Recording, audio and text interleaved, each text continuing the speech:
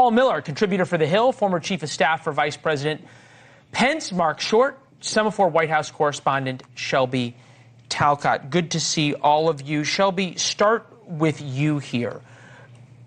Led by J.D. Vance, the isolationists certainly in the media appear to have an enormous amount of momentum. Is that true internally at the White House? Well, right now, Trump is striking Iran, so no. And I think that's part of the calculus is even though Trump still does have people in his inner circle, like the vice president, who are certainly much more wary about getting involved internationally, he's really fed up with the situation in Iran and has been convinced, and I think he's partly been convinced because this is his own thinking too deep down, that we need to strike them. Trump's been an Iran hawk going back to the 1990s, exactly. Right? Okay, so stay with you for 1 second, though.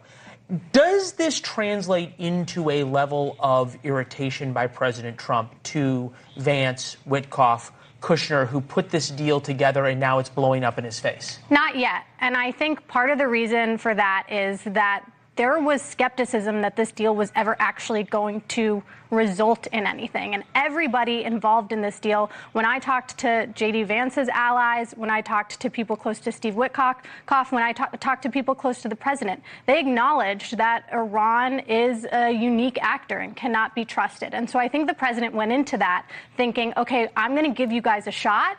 But I don't think he was ever 100% convinced that it was going to work. Yeah, people who have not been convinced at all about that have been the Israelis, 100%. Trump today, though, kind of went back to this talking point of that he may expand the target set inside Iran. Take a listen. We're going to hit him very hard tonight. We're going to hit him very hard tomorrow night. We're going to hit him very hard the night after. And then next week it gets really bad for them because next week comes the power plants. Next week comes the bridges. We're going to knock out all their power plants. We're going to knock out all their bridges unless they get to the table and negotiate. And at the same time, Paul, we've heard the president say he wants to negotiate, also that he does not. Right now, as we speak, there's air raid sirens going off in Bahrain and in Kuwait, but not in Israel. The Iranians have not hit Israel, and Israel has not hit Iran as much as they would love to. Why not? So I've talked to sources inside the community today from the intel side who said that their belief is that the Iranians are telegraphing that they are accepting of military targets being attacked. They believe the hardliners are willing to accept the financial and the physical infrastructure damage and do not want to attack Israel for fear of provoking an unlimited response, both from the U.S. and from Israel. And that's why you've seen them not attack. And I think Israel is calculating that the U.S. is currently conducting operations, and it doesn't need to. And that if it were to attack, it would simply escalate. And it's unclear what that would buy anyone. So, well, I think also, Benjamin Netanyahu understands American politics better, Mark, than just about anybody, and right now realizes that forcing Trump to be on the side of Israel may not be the best thing for him. Well, look, it's hard to think of a president who's been more aligned with Israel than Donald Trump. 100%. Of course, of his presidency. I think the president tried the appeasement path, and that didn't really work. And so for Benjamin Netanyahu right now, as Paul said, Donald Trump is doing what he would want done. So why interfere? Well, he wants, Netanyahu at least would say that he probably wants a much larger target set that the Israelis would hit. The person who would be making this argument right now would be Lindsey Graham, saying that you need a much more aggressive response to the Iranians. Sometimes you can tell a lot about somebody by their enemies. I think that is probably no truer about anybody than about Lindsey Graham. His enemies, among them Vladimir Putin, the Ayatollah, and a list of Americans that is notable. Take a listen. Killing is the point of Lindsey Graham's political career. Trying to convince the rest of us to get on board with killing when we won't, screaming at us and calling us names, and you're the hater because you're not on board with killing this or that person. It's all about killing people. Lindsey Graham should be pulled off of television. I don't know who he thinks he is. He thinks he's president of the United States. Should be registered as a foreign agent for the Netanyahu government. The United States has a growing internal threat that must be dealt with, and his name is Senator Lindsey Graham. This guy is a homicidal maniac.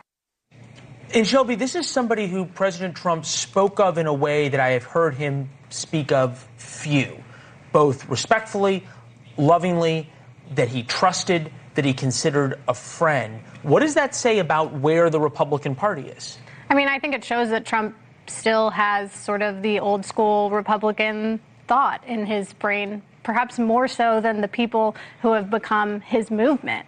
And what's really interesting with Lindsey Graham is I've talked to so many administration officials over the past few days about who could possibly replace Lindsey Graham as sort of a Trump whisperer. And there are people who think similarly to Lindsey Graham in Congress, in politics. But the difference is Lindsey Graham was really personally close to Trump. And that is going to be really hard to replicate. What does that mean for the future internally in the White House of foreign policy? I don't know that it means much, honestly, Leland. Wow. I think that Graham had a unique ability to be an emissary between the Senate and the White House, and I don't think anybody else can replicate that. But I think you'd be hard-pressed to find evidence where he really moved the president. He didn't move him on Ukraine. I think that there's plenty of places where he has not actually been successful in moving the president. But the president always enjoys people who particularly come back to him, and Lindsey came back to him after every single break, and so I think the president appreciated that. Okay. The one thing that President Trump would have loved to have been talking about all day today is the inflation number, which is down significantly. Doesn't mean prices are down. He was asked about it today as it related to the war. Take a listen. Inflation slowed to 3.5%. Yeah, thank you. Will this trend hold now that strikes on Iran? I think so. I think it's going to. Inflation's down. We inherited the worst inflation in the history of our country. But the report was incredible. Inflation is way down. That means prices are coming way down. And we're doing a great job. Remember that for the midterms. I say to that camera, remember that because nobody else could do it. Paul, you live at the intersection of finance and national security. Is it possible to continue hitting the Iranians, even escalate with the Iranians the way the president has talked about, and keep inflation down, gas prices down, some hope that the economy stays, for the way people feel about it, in this position?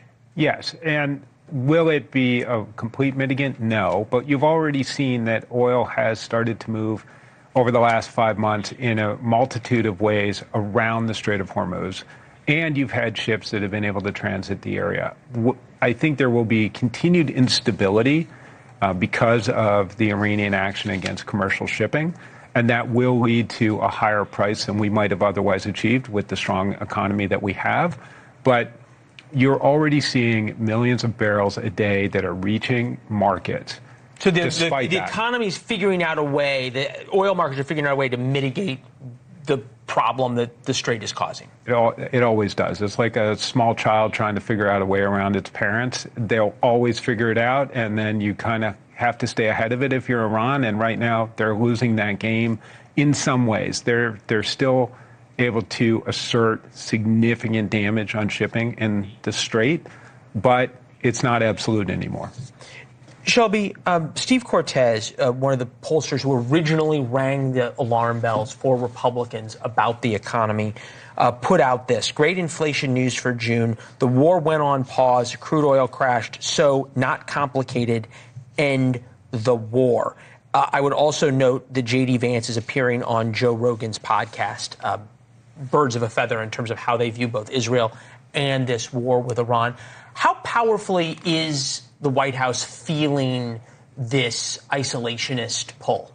I think they're feeling it, but I think the difference is when you have the people around the president, his aides, Susie Wiles, James Blair, folks like that, they're really acutely focused on the midterms. And so they're looking at this from the perspective of prices, gas prices, cost of living. That's the perspective they're thinking of. I think the president is thinking of it more in terms of his long-term legacy. You're and smiling I think the vice president, I think that Republican leadership wished the president was focused on the midterms. I mean, instead of focusing on the inflation number coming down, our market's been all-time high, we're going to have a Thursday press conference relitigating the 2020 election.